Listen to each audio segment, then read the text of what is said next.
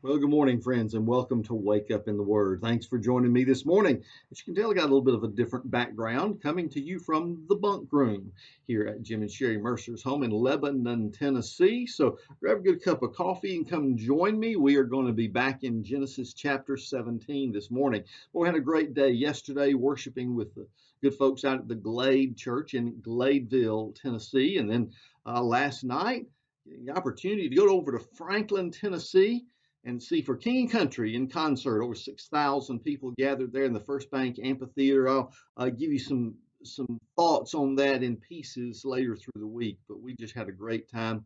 Got to take our four grandchildren that live in Tennessee all out there. So Hannah, Micah, Kara, and Sophia. Didn't we have a great time? It was a fantastic evening. The Lord held off most of the rain until we were just about at the end of the concert. And so threatened all afternoon, but God was good to us and allowed us to gather with a lot of other people and celebrate together. Well, speaking of celebrations, they did a lot of talking about family last night, and I'll give you some details on that in another episode. But that's one of the things they talked about at this concert over and over again was family. And that's what we're looking at today in Genesis chapter 17.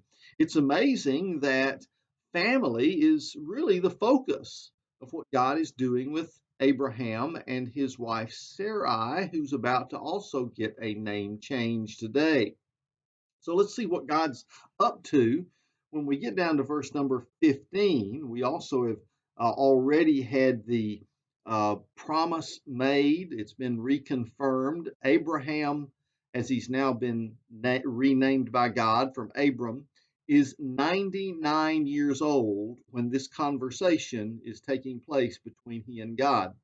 Listen to the reaction of Abraham. Verse number 15, God said to Abraham, "As for your wife Sarai, do not call her Sarai, for Sarah will be her name. I will bless her indeed. I will give you a son by her. I will bless her, and she will produce nations. Kings of peoples will come from her." Now, this is quite an interesting change. And if you look at the name change in particular, I love how this seems to jump right out at us. By God's command, Sarai became Sarah, which means princess. So, with this new name comes the promise that kings and peoples will come from her. All of a sudden, she at age 90 becomes a princess. Now, hang on. How is Abraham going to react to this promise? Look at verse 17. Well, Abraham fell face down, and then he laughed and said to himself, notice to himself, didn't say it out loud. Does God know what I think? Here comes the answer. Ready? He said to himself, can a child be born to a 100-year-old man? Can Sarah, a 90-year-old woman, give birth? So Abraham said to God, if only Ishmael were acceptable to you. But God said, no, your wife Sarah will bear you a son, and you will name him Isaac. Here it is, folks. Now, we're going to have the same reaction, of course, later come from Sarah. What does Abraham do? He laughs within himself. He says, this is not possible. God, don't you know anything about biology? And so, what does God tell him? You're going to name your son Isaac, which means laughter. So that means every time Abraham or Sarah will call the name of their son, they'll be reminded at their reaction to God's promise. Wow. Isn't it amazing? God always gets the last laugh. Well, he says, I will confirm my covenant with him, with Isaac, as a permanent covenant for his future offspring. And as for Ishmael, I have heard you. I will certainly bless him. I will make him fruitful and will multiply him greatly. He will father 12 tribal leaders, and I will make him into a great nation. But I will confirm my covenant with Isaac, whom Sarah will bear to you at this time next year.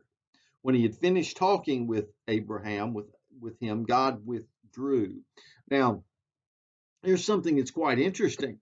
as we look at the promise, God does not even flinch at the idea that Sarah at age 90 can become pregnant, that Abraham at almost 100 can father a child.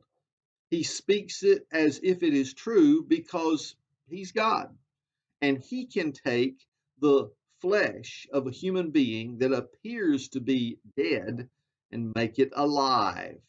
Can you imagine the thoughts of childbirth for someone at Sarah's age? I mean, now this is one thing for Abraham to think about, but can you imagine Sarah thinking about going through childbirth, which she's never done before, but now as a very elderly senior citizen? Oh my goodness, what a challenge here. But of course, what God has done is set up the paradigm. I'm making a promise, and it's going to be obvious that you can't fulfill the promise, Abraham. It's not up to you, it's up to me. Because of my grace, my mercy, my miraculous intervention, I will fulfill the promise that I have made. Do you see the point here? It's not up to our works to impress God, it's up to God to fulfill his work, and he does that in those of us who are willing.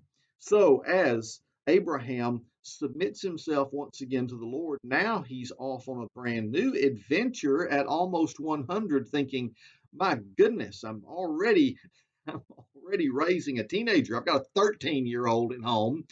Now I've got another one coming.